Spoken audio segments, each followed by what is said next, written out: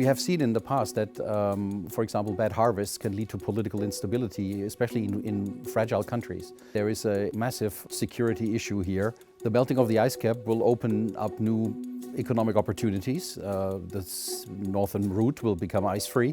It could lead to all kinds of competition for scarce resources because there's lots of interesting stuff under the ice which will become available.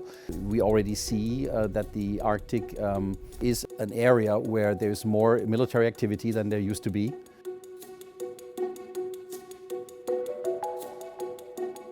Climate change will have many different implications for the military, starting with the maritime dimension. If the sea level rises, your coastal installations will be flooded more and more frequently. Take the heat in the Middle East, which is going up. If you have 50 degrees or more, your military gear will not be able to shield you from that heat.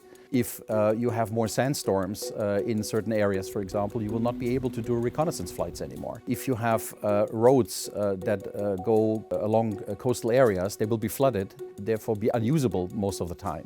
So we have already many cases where climate change is changing the way we need to plan and execute military operations.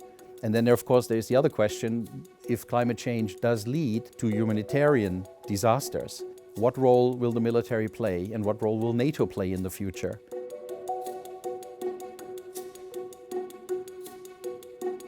First of all, we have to measure how much greenhouse gas does our military emit. That is not an easy thing, but we're working on that right now. We're working on a methodology to measure greenhouse gas emissions in the military. And then you will have to think about, to set goals for reduction of greenhouse gas emissions. But you also need to look at new technologies. What technologies are available that give you what we call the win-win, lower environmental footprint, but full combat capability, because we cannot compromise on that. So there are very interesting experiments being done in many allied nations on biofuels, for example, and many other things. And it's important to use NATO as a framework to exchange best practices among allies and hopefully among partners as well, so that we get a higher IQ when it comes to understanding how to reduce greenhouse gas emissions in the military.